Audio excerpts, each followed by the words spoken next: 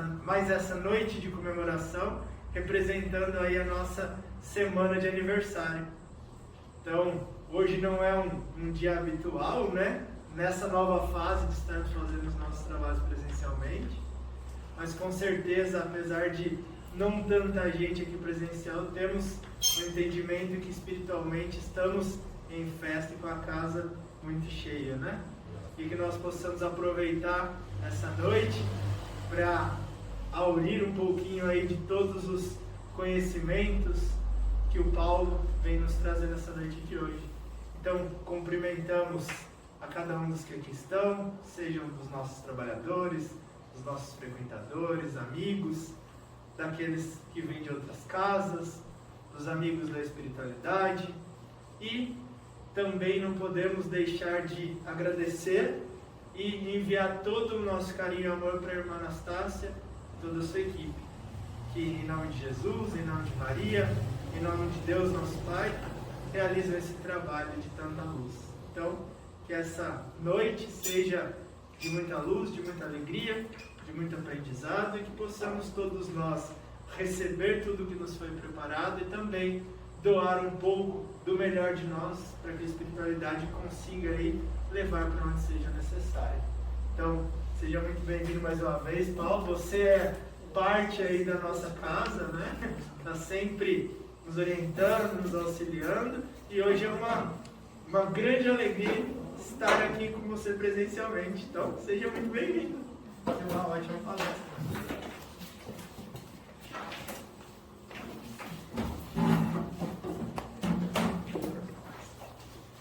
Boa noite, pessoal. Boa noite. Antes de iniciar efetivamente a nossa conversa, quero agradecer pela oportunidade de estar aqui. Já faz um tempo, né, que nós nos encontramos, nossas conversas online, mas estou muito feliz de estar aqui, sou muito grato pela oportunidade e espero que nós consigamos, com o auxílio dos bons espíritos, conversar sobre esse assunto que é tão interessante, tão palpitante, como todos os assuntos que envolvem o nosso relacionamento com nós mesmos, com o mundo espiritual. E a reencarnação é um tema palpitante, e não dá para falar de cristianismo sem falarmos em reencarnação. Não é falarmos em espiritismo, falarmos em cristianismo, porque Jesus falou abertamente sobre esse assunto. Só não aceita quem não quer. Jesus abordou sobre esse assunto com muita clareza. Quando nós estudamos o Evangelho segundo o Espiritismo, lá no capítulo 3, em que Kardec estuda aquela passagem que fala sobre há muitas moradas na casa do Pai, Agostinho, Santo Agostinho, né, ele traz um ensinamento muito interessante, onde ele explica sobre os mundos habitados e explica que a Terra é um planeta de provas e de expiações. E que a característica do planeta de provas e expiações é que o mal ele supera ou suplanta o bem. Mas é bem. Superar e suplantar não significa vencer o bem. Nós sabemos que o bem sempre vence.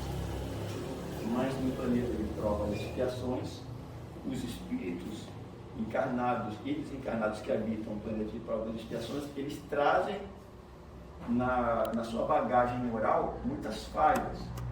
E essas falhas, para os espíritos, são consideradas, então, dificuldades que nós precisamos superar e consideradas mal. Mal, nesse sentido, não é só a violência física, a guerra, a agressão, é toda a atitude que nós temos contrárias às leis de Deus. E isso é muito claro quando a passagem evangélica nos explica que nós não somos só responsáveis pelo mal que nós fazemos diretamente, mas somos também responsáveis pelo mal oriundo do bem que nós deixamos de fazer. Então, o conceito de mal, ele é muito amplo. Ele transcende a violência física, as guerras. Toda a nossa atitude contrária às leis de Deus seria, então, uma falha e, de uma forma genérica, um mal. E esse mal, ele nos prejudica, nos compromete e prejudica o crescimento do planeta de uma forma geral. Nesse contexto e nesse entendimento,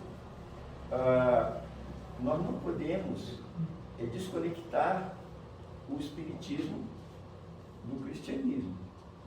E o cristianismo, na sua essência mais pura, naqueles primeiros anos em que os espíritos, aqueles que acompanharam Jesus na sua passagem, e depois ali até os primeiros 70 anos depois da partida do Cristo, foram muito importantes, porque ali, aqueles primeiros cristãos, eles vivenciaram aquilo que os espíritos chamam de cristianismo primitivo, que é o cristianismo onde as pessoas dedicavam-se à prática do amor incondicional em relação ao próximo, que não procuravam utilizar de subterfúgios para se beneficiar do próximo.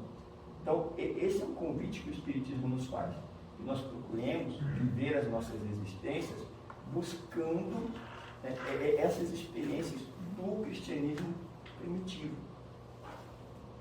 Só que, na situação em que nos encontramos, no planeta de provas e expiações, em que o mal ele predomina, mas não vence, mas predomina, e o mal nesse sentido amplo significa todas as nossas atitudes contrárias às leis de Deus, de alguma forma nós vamos precisar aprender a combater e, de alguma forma, ir extirpando de nós essa tendência ao mal.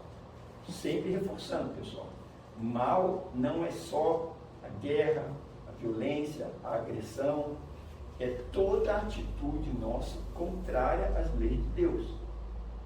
Então, o mal num sentido bastante amplo.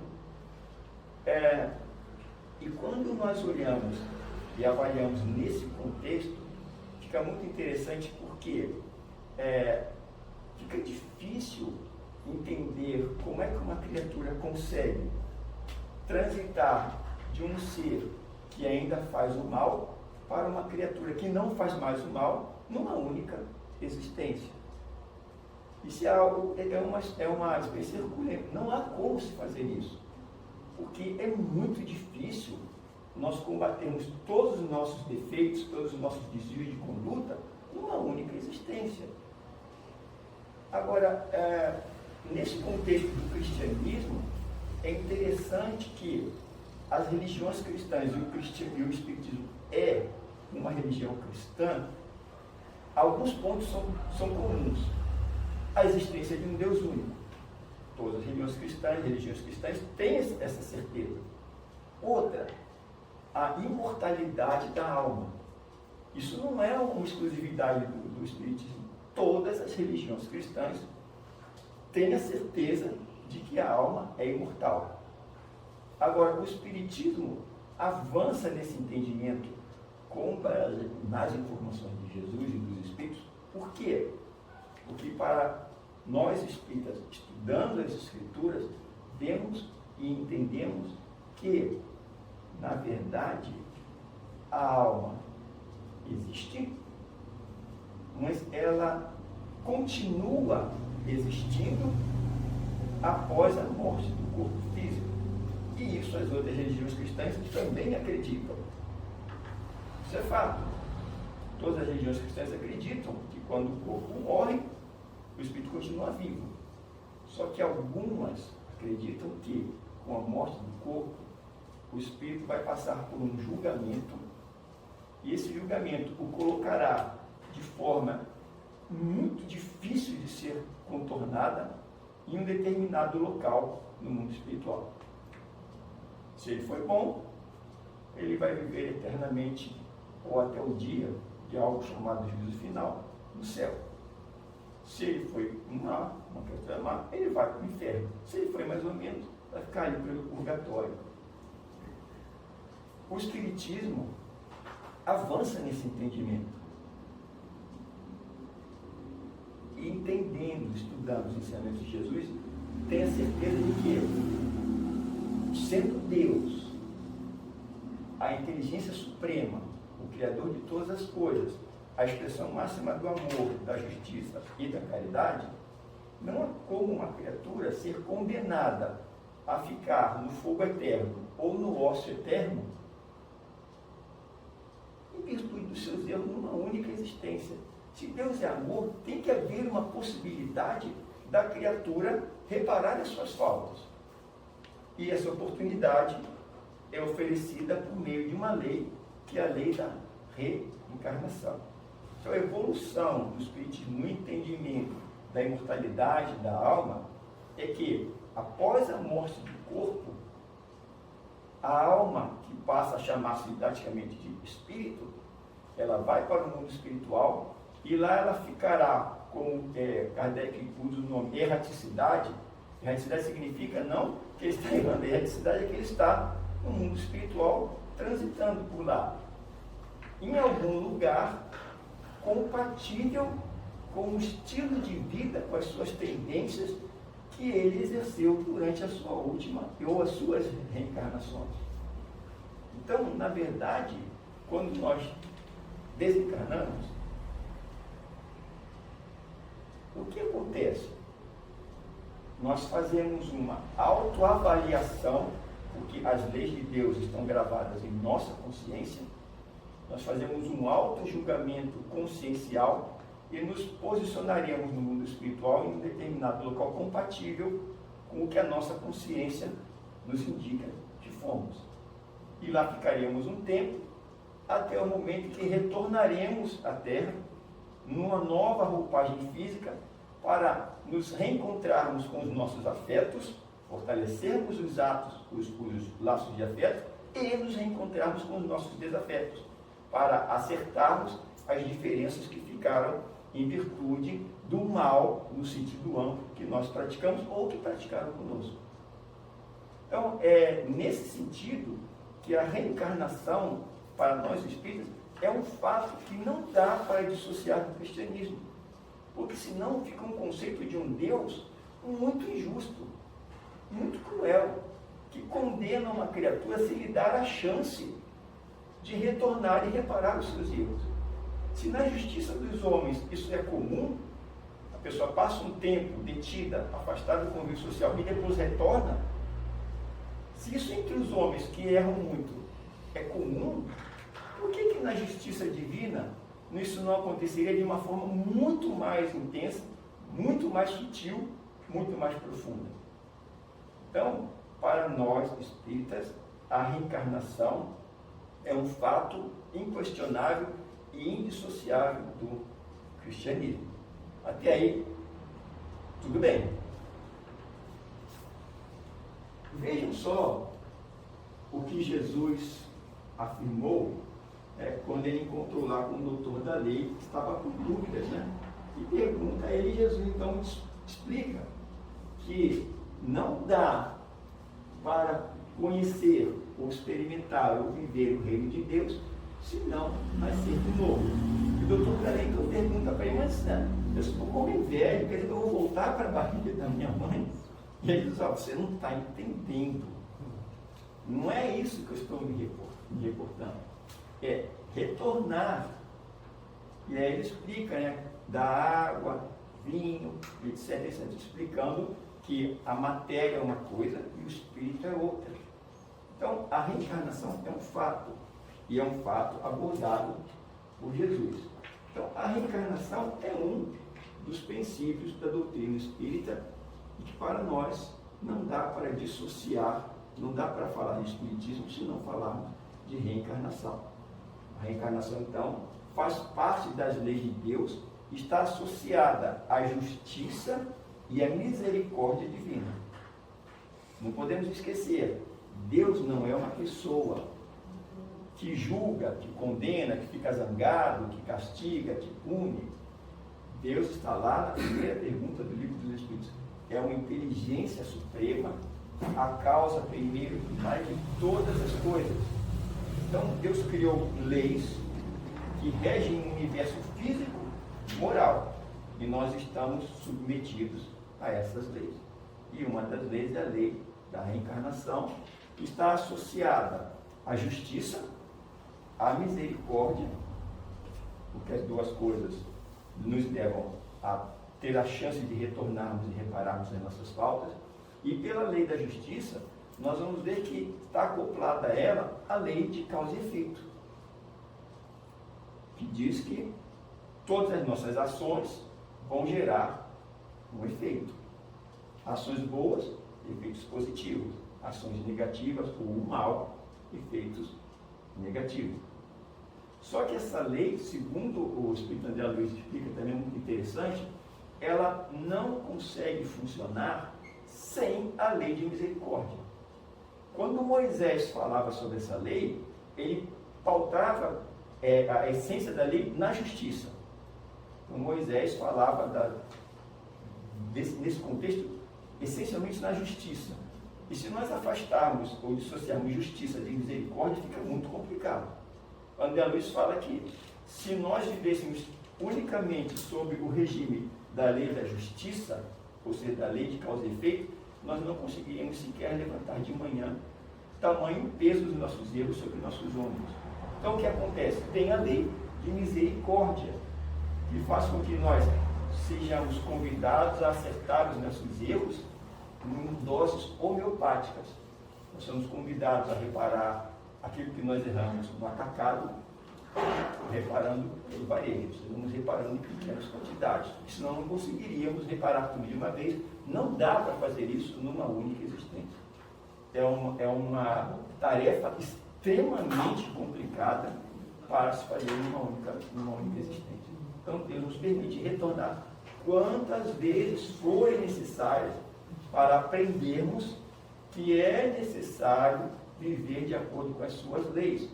E as leis de Deus estão centradas na lei de amor, justiça e misericórdia. Até aí, acho que não tem, como diz o povo, nós estamos bem chovendo molhado, e mais molhado que está com tanta chuva, mas está indo, dá para entender. Então, na verdade, a reencarnação ela nos ajuda a entender o porquê da existência humana, nos mostra a nossa natureza, o nosso destino, por que as coisas acontecem com a gente, por que existem tantas desigualdades. Será que é Deus que escolhe, você vai nascer num berço de ouro, você vai nascer com um corpo físico perfeito, você vai ser uma pessoa bela, inteligente, etc. E outros você vai, desde a sua infância, passar por dificuldades, vai ter muitas provações. Vejam lá, quando Jesus fala sobre a reencarnação, ele explica que na Terra, lembra dessa passagem, tereis grandes provações, mas tende bom ânimo, eu venci o mundo. Então nós vamos passar por isso. Mas será que Deus seria tão injusto a ponto de apontar para uns que terão uma vida tranquila e outros uma vida só de dificuldades? Não.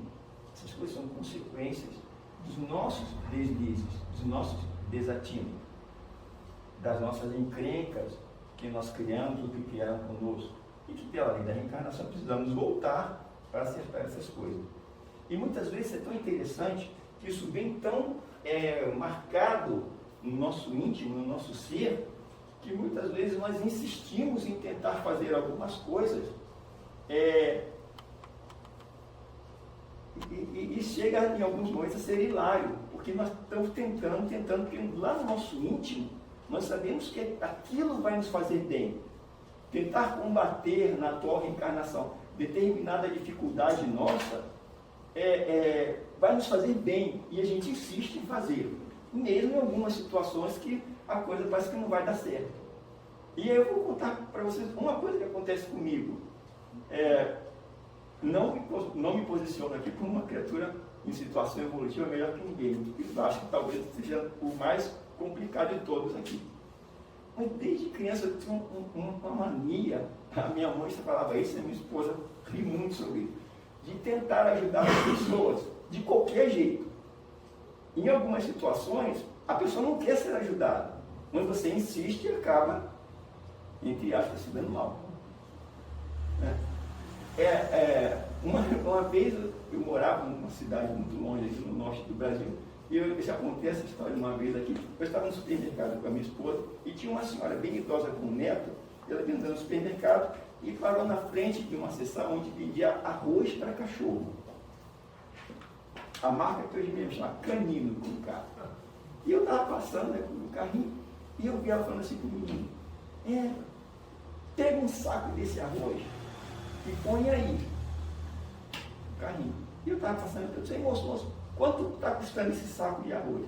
Na época, acho que era coisa de R$2, R$3, um saco de 5 quilos. Eu falei assim: tanto. Põe mais um saco. Aí eu continuo andando, cheguei para mim e falei: rapaz, eu vou voltar lá e vou falar para ela até que não é arroz de gente, é arroz de cachorro. Assim, olha, você vai lá, você acaba escutando que você não deve. Mas eu fui lá. Cheguei lá e falei assim: olha, minha senhora, só sei que a senhora está comprando arroz para cachorro. Ela falou assim: e eu te perguntei alguma coisa? Eu voltei. Falei: mas senhora, eu não disse para você. E várias coisas, uma coisa. Ontem, eu fui ao supermercado, estacionei meu carro. Como eu fiz 60 anos, eu já posso estacionar. Parei ali, né? E aí, quando eu estacionei, ao lado do meu carro tinha um carrinho branco e estacionado, e eu parei, vinha saindo uma senhora com uma caixinha, com várias caixinhas de morango e 2 sacolas. E tinha aquele, tipo, o pessoal chama, né, vulgar de gelo baiano, né, aquela saliência assim. E eu estava olhando, e ela veio, passou na frente do meu carro, na frente do carro dela. Quando ela foi do ela tropeçou, caiu, estatelou no chão. Eu saí do carro correndo, fui lá ajudar e falei assim: pô, senhora, machucou. Assim, você acha que eu sou o quê? Se eu cair, claro que machucou. Que pergunta? Posso lhe ajudar ela? Para que você veio aqui então se não foi para me ajudar? Ótimo. Peguei, coloquei ela, assim: você sabe de uma coisa? Você sabe que existe um remédio para idoso, porque idoso quebra muitos ossos. Você vai no posto de saúde, vou te dizer uma coisa: você vai ficar velho também, você vai cair e vai se machucar. Então vai no posto de saúde e pede um remédio para endurecer o osso do idoso. Porque esse remédio existe. Aí não está assim: mas parece que a senhora não está tomando. Assim, e você vai lá pegar porque você vai ficar velho e vai cair. Muito obrigado. Então, tem coisas, pessoal, que parece que você tem aquele ímpeto, porque provavelmente no passado você prejudicou muita gente. E agora você volta com aquele desejo de querer acertar isso aí, e a lei de causa e efeito mostra que mas você vai tentar, em alguns momentos você vai ver que o negócio não é tão simples assim. Então, a reencarnação, ela está sempre nos convidando a reparar as nossas faltas.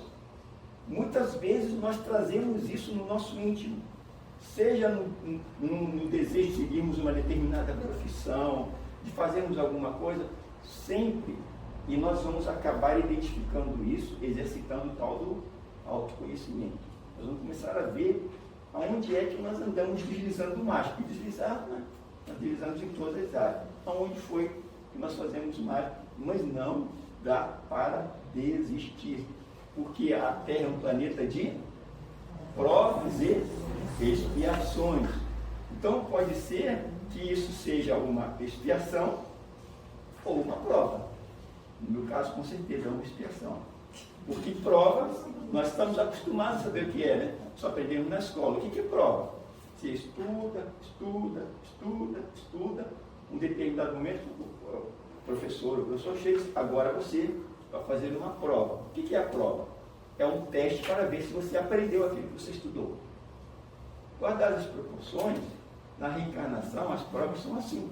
Então, por exemplo, eu preciso exercitar a paciência.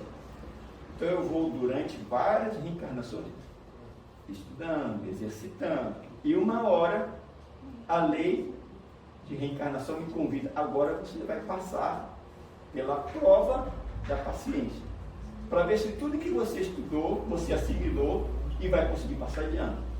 E aí nós vamos passar pela prova da paciência, relacionamentos difíceis, tanto relacionamentos sentimentais, família, no trabalho, no convívio social, etc. Vamos estar sempre enfrentando dificuldades nessa área.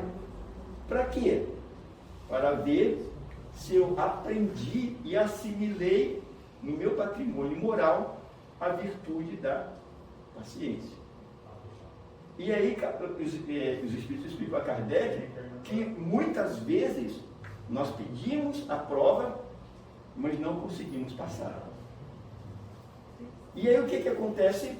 A lei da reencarnação, associada à misericórdia, faz com que eu volte numa outra existência, passe mais um pouquinho estudando e tente de novo fazer a prova. E assim nós vamos indo, combatendo nossos vícios e fortalecendo ainda nossas pequenas virtudes. Essa definição aqui da reencarnação está numa obra pouco conhecida de Kardec, chama Instrução Prática sobre as Manifestações Espíritas. Kardec, então, recebe dos Espíritos uma informação. A reencarnação é a volta do Espírito à vida corporal. A reencarnação pode ocorrer imediatamente depois da morte, o que não é muito comum, como também após um lapso de tempo mais ou menos longo. Nós podemos passar uma temporada mais ou menos longa no mundo espiritual, nos preparando para voltar aqui e nos reencontrarmos com nossos afetos e nossos desafetos. E pela bondade e misericórdia de Deus, associada a uma outra lei, que é a lei do esquecimento, nós nos esquecemos do mal que nos fizeram e do mal que nós fizemos aos outros. E muitas vezes somos colocados no nosso próprio ambiente familiar em contato com aqueles que foram os nossos grandes afetos e os nossos grandes desafetos. E somos convidados a experimentar o convívio com essas pessoas. Pela lei do esquecimento, isso atenua, porque imaginem bem o caso de uma mãe, por exemplo, que no passado foi trucidada por aquele que hoje é seu filho. Se ela soubesse que aquela criatura que ela traz nos seus braços com tanto amor foi alguém que o trucidou no passado, quando ela fosse colocá-lo no seio para mamar, ela fica meio assim. Então, a lei do esquecimento atenua essas coisas e faz com que aqueles que foram desafetos no passado se reencontrem e, pelo amor, eles comecem esse processo de restauração do equilíbrio causado, restaurar o equilíbrio que foi afetado por uma ação de desamor. Pode ocorrer nesta Terra ou em outras esferas, mas sempre no corpo humano. Quer dizer então que grande parte de nós que estamos aqui na Terra, estamos aqui de passagem. Nós estamos reencarnando aqui, mas já viemos de outros planetas, de outros órbitos. Nós não estamos, a grande maioria de nós não está aqui na Terra desde a sua formação. Nós viemos para cá, estamos aqui, porque onde nós estávamos não era mais necessário ficarmos e viemos para um planeta de provas e expiações. Estamos aqui há quantos milhares de anos, não sabemos e também não vale a pena saber. O que vale a pena saber é que, se nós estamos aqui, precisamos aproveitar. Tem uma obra chamada Atualidade do Movimento Espírita, que foi psicografado por Divaldo Franco.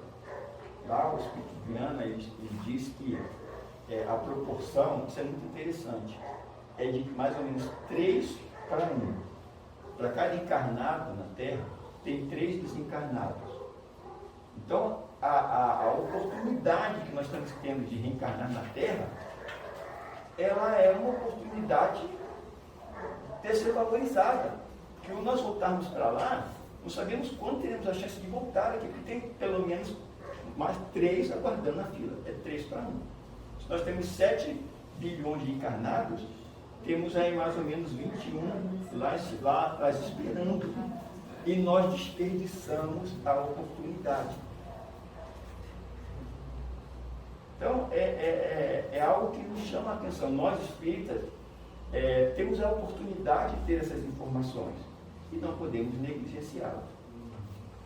Bom, então a reencarnação é progressiva ou estacionária? Ou seja, o espírito ele pode reencarnar e investir na sua melhoria, como ele pode também estacionar. Mas a lei do progresso, que é uma outra lei, é como se fosse um carro que só tem acelerador e freio, não tem marcha ré. E o freio não aguenta a potência do motor de avançar. Então eu posso puxar o freio de mão e ficar estacionado um pouquinho. Mas a força do progresso é tão grande que uma hora esse freio estoura e eu sou obrigado a avançar. Não tem marcha ré. Não dá para regredir. Não dá para o espírito voltar para reencarnar no corpo, por exemplo, de um animal. Não dá para nós voltarmos atrás. Nós vamos sempre ou estagnar e por um tempo, ou irmos em frente.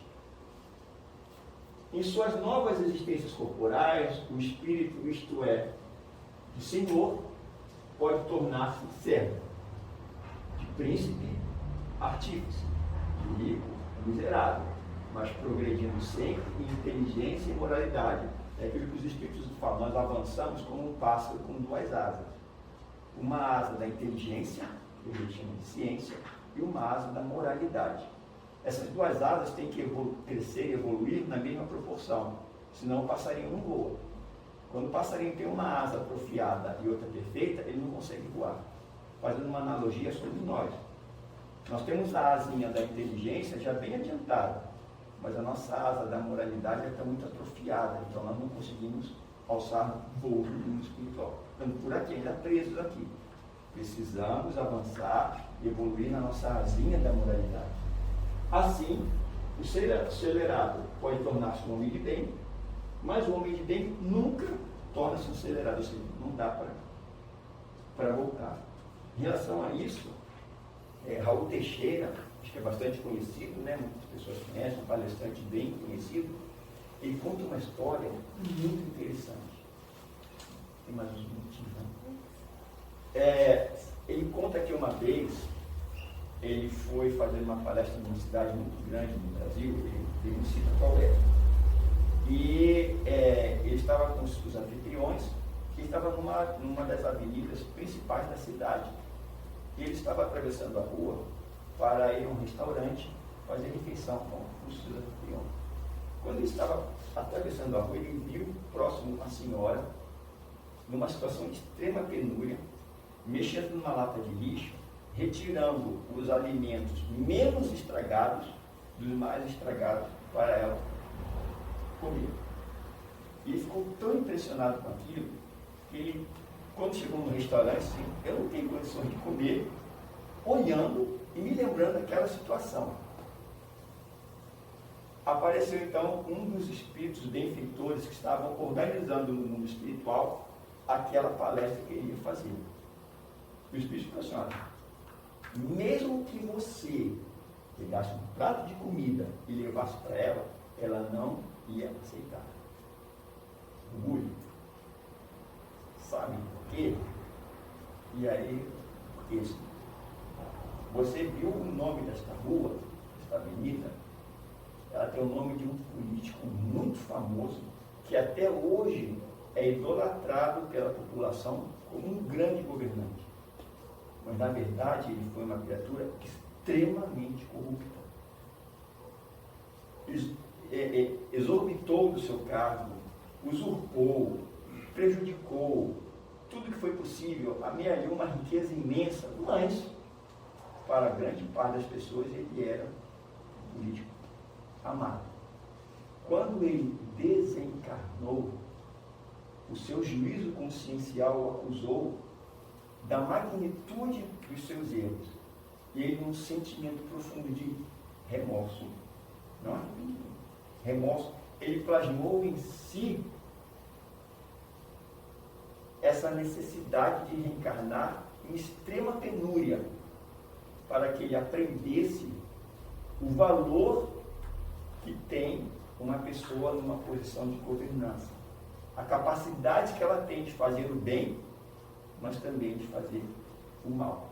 E no corpo feminino, porque foram inúmeros os lares onde as crianças e as mulheres padeceram de fome, em virtude da falta do que ele, como governante, poderia nos conceder. E ele ainda hoje, mesmo assim, tem tanto orgulho, se você chegar lá com um prato de comida, que ele reencarnou no corpo feminino, ele não vai aceitar. E o nome dele é o nome que está nessa rua. Ele ficou de tal forma impregnado com aquilo, que ele mora na rua que tem o nome dele na última reencarnação. Então vejam que nós somos, pela lei de reencarnação, atraídos em determinadas situações para nos reencontrarmos e vivenciarmos experiências que nós provocamos, ou boas ou menos boas. Como eu falava, Chico Xavier, isso é interessante, a capacidade dos espíritos nobres, né? Os pais de Chico Xavier não chamavam ninguém de mal. Fulano ou fulano é menos bom.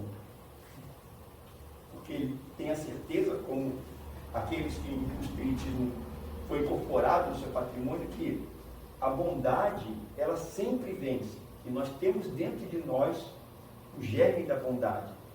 Então nós não somos maus, nós somos menos bons.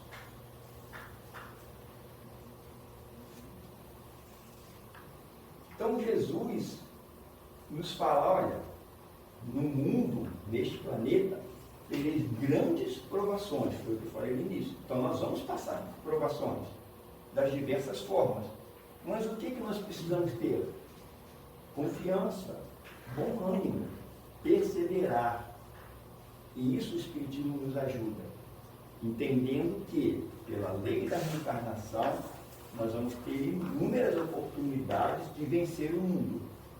E o que significa vencer o mundo? É vencer o próximo? É combater o adversário? Não, é aquilo que Paulo de Tarso nos falava: travar o bom combate e deixar nascer um novo homem, homem no sentido de ser humano. Então, é a partir da reencarnação que nós vamos ter essa certeza, essa confiança, a esperança de que realmente nós somos capazes de vencer o mundo. Vencer o mundo significa vencer as nossas próprias imperfeições e nos tornarmos criaturas que experimentam o reino de Deus. Lembram quando perguntaram a Jesus, quando é que virá o reino de Deus? Eles falam, o reino de Deus não virá por meio de sinais exteriores. Nem vai ser que está aqui ou acolá. Você não tem religião que pode se apresentar como portadora da chave que abre o reino de Deus. E aí Jesus conclui, porque o reino de Deus está dentro de vós, dentro de cada um de nós. E ele vem a partir do momento em que nós vencemos o mundo, vencemos as nossas próprias imperfeições. Nós vamos conquistando aquela paz, que embora as coisas estejam acontecendo, nós não nos desesperamos, nos mantemos serenos e a partir daí temos a capacidade de encontrar a melhor solução. Porque quando nos desesperamos, a coisa desanda. E tudo isso que nós falamos, que está associado àquilo que nós conversamos no início, as leis de Deus são gravadas aonde? Questão 621 do Livro dos Espíritos. Na nossa consciência. Não dá para enganar. Nós conseguimos enganar todo mundo. Quando estamos encarnados, então, né, é muito fácil colocar a máscara, né? Então, no ambiente de trabalho, eu sou um cara de gente boa, quando eu chego em casa, eu tiro a máscara e mostro quem eu sou de verdade.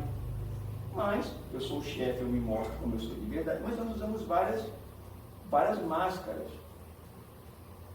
Mas quando nós desencarnamos, essas máscaras ficam aqui. E nós vamos nos apresentar no mundo espiritual como somos de verdade. E isso os espíritos vêm a partir da irradiação luminosa que nós emanamos. Quanto mais nós formos criaturas boas, que vivenciam a lei de Deus, mais nós vamos irradiar luz. Quanto menos, menos luz.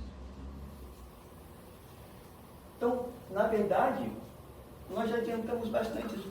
Para que nós reencarnamos? Deus nos impõe, é uma lei. Deus nos impõe a reencarnação com o objetivo de, retornando inúmeras vezes, chegarmos à perfeição relativa. Porque a perfeição absoluta, tudo de bom em absoluto é atributo de Deus. Nós vamos chegar a uma perfeição relativa, que é a perfeição absoluta, só Deus.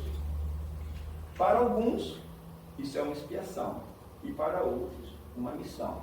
E as provas estão associadas também às missões. Né? Então nós vamos, como eu disse, vamos estudando uma virtude, estudando, e em um determinado momento nós vamos nos submeter à prova daquela virtude.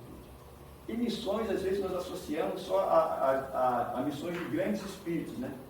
Madre Teresa, Chico Xavier, Santo Agostinho, tal. Não. Todos nós recebemos de Deus, a inteligência suprema, missões.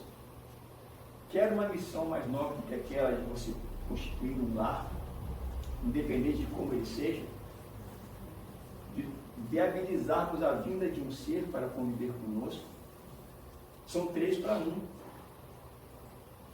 Viabilizar o retorno de uma criatura é um ato de grande nobreza. Mas não só isso. Qualquer atitude nossa que denota de nossa parte um esforço em colaborarmos com o bem-estar do próximo, com o progresso da sociedade, é uma demonstração de que nós estamos sendo submetidos a uma missão, e essa missão está sendo cumprida dentro dos ditames das leis de Deus. Então todos nós temos missões.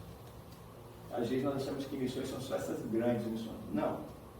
Todas as nossos convites a fazermos o bem são missões que Deus nos atribui. Nós somos co-criadores. Deus nos dá as ferramentas, nós as utilizamos para o nosso progresso, o progresso da humanidade. Então a reencarnação também tem uma outra finalidade além de tudo isso. Pôr o espírito em condições de cumprir a sua parte na obra da criação. Isso eu acabei de falar. Então nós vamos ajudando, somos co-criadores, colaboramos com Deus na propagação e na disseminação do bem. E fazendo isso nós também vamos progredir. Até aí, pessoal, tudo bem? Estamos caminhando mais um pouquinho só. Então, mediante essas inúmeras, diversas existências corpóreas, é que nós vamos, então, expurgando, retirando pouco a pouco as nossas imperfeições, e nós vamos passando por expiações e por provas. São as oportunidades que a misericórdia e a justiça divina vão nos oferecendo para que ele consiga conquistar a paz interior. Isso é a finalidade da reencarnação. Algumas coisas são muito interessantes. Então, a reencarnação nos ajuda a progredir, a evoluir, nos dá condições de cumprir nossa parte como co-criadores, nos concede a oportunidade de expiar as nossas faltas, de reparar os nossos desativos do passado, as nossas encrencas, e possibilita o espírito a realizar tarefa na condição de missionários em diversas magnitudes. As diferentes existências corpóreas, elas são sempre progressivas, ou seja, eu gosto sempre de reforçar isso, o espírito nunca regride. Não há como regredir. Nós podemos estacionar, mas sempre vamos progredir. No momento, grande parte de nós progride, intelectualmente. A Terra é uma prova disso.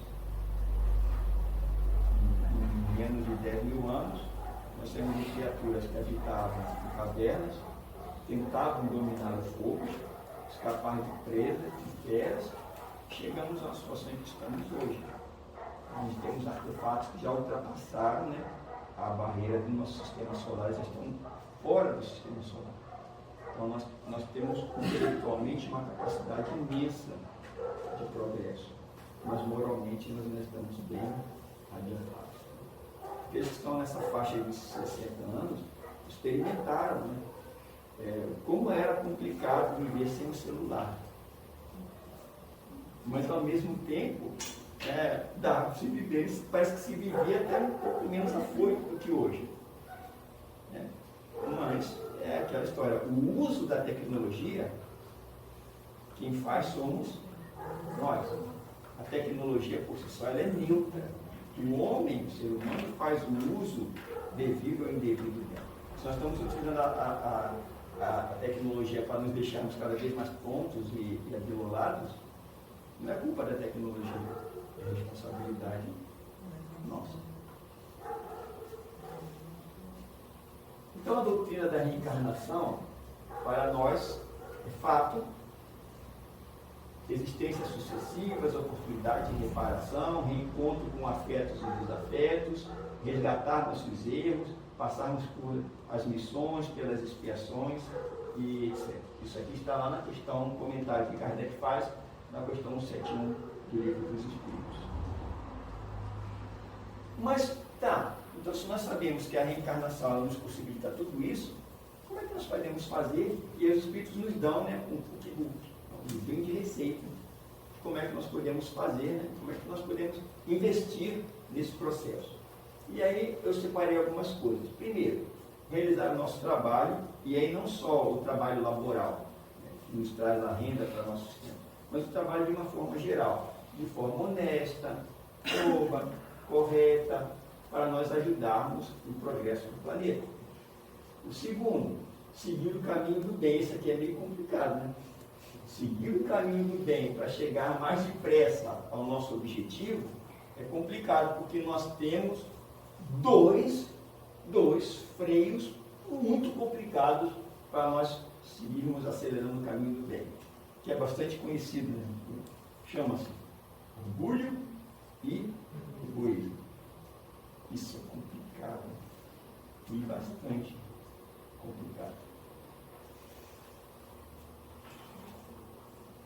E o outro, nos despojarmos dos nossos vícios morais. Inveja, ciúme, avareza, ambição, vaidade, orgulho. Nossa, tem aqui, eu acho que dá para encher essa tela aqui embaixo, né? Tanta coisa, que são os nossos vícios morais.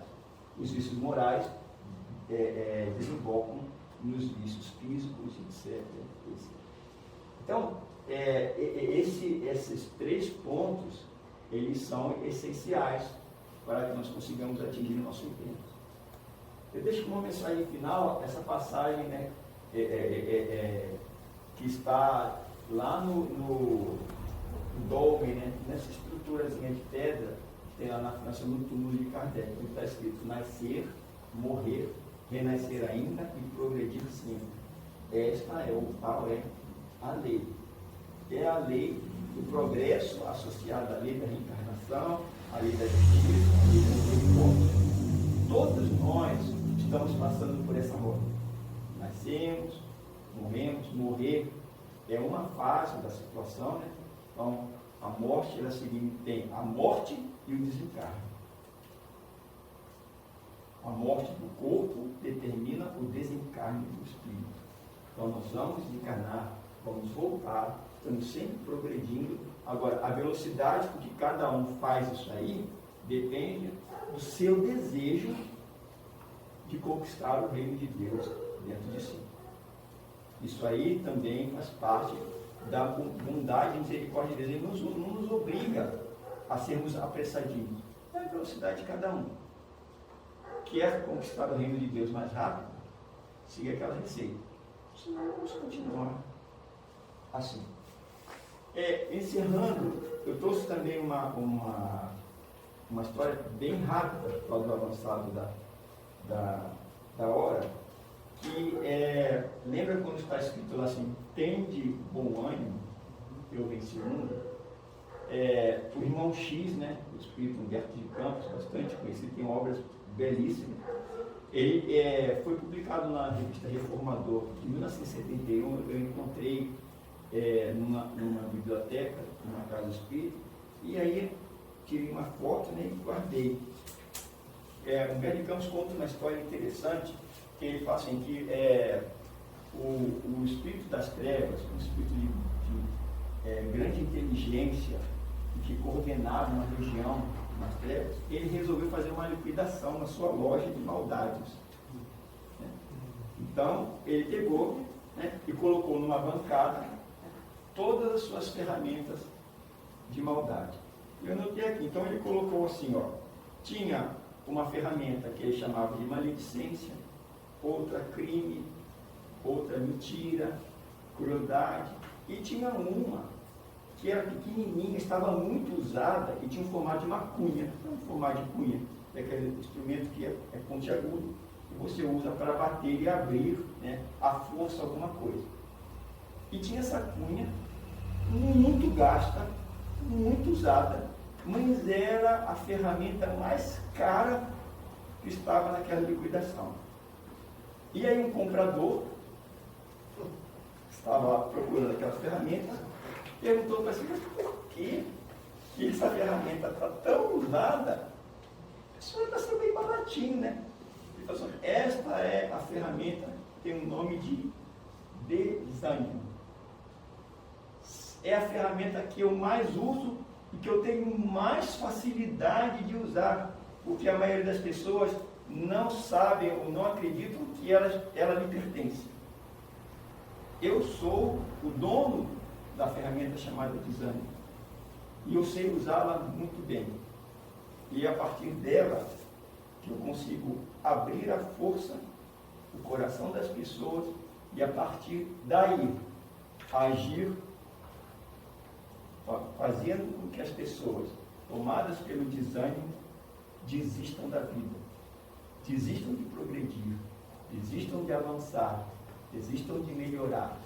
Esta é a ferramenta que eu mais utilizo e que, infelizmente, olha o espírito das trevas dizendo, infelizmente, a maioria dos encarnados e desencarnados nunca prestaram atenção quando Jesus disse, tende bom ânimo. O bom ânimo é a ferramenta que impede que eu use a minha ferramenta para atrapalhar a evolução das pessoas. Então, essa é uma historinha simplória, mas que mostra que todas as vezes que nós nos sentimos desanimados, isso acontece com uma certa frequência, mas nossa, essa ferramenta é a ferramenta que abre a oportunidade das trevas influenciarem a nossa capacidade de investir na nossa melhoria. Jesus disse, tende bom ânimo, porque assim nós vamos conseguir vencer o mundo, vencer a nossa vida. Então, pessoal, era isso que eu tinha para comentar, era isso que eu tinha para apresentar. Espero ter sido claro o suficiente para nós entendermos que cada um de nós tem o seu par e passo para alcançar a paz interior. Com que velocidade isso acontece? Depende de cada um. Não vamos deixar a ferramenta do desânimo abrir a força do nosso coração, no coração de cada um de nós, para que nós nos entreguemos e deixemos para trás nossa grande oportunidade de estar aqui na Terra para amenizarmos as nossas dificuldades e fortalecermos as nossas pequenas virtudes. Era isso, pessoal. Muito obrigado. Obrigado pela oportunidade. Agradeço a irmã Anastácia pela paciência. E vamos continuar, pessoal. Vamos continuar investindo na nossa reforma íntima, no nosso autoconhecimento, e sempre tendo a certeza de que a inteligência suprema, criadora de todas as coisas, jamais abandona qualquer um de seus filhos. Era isso, pessoal.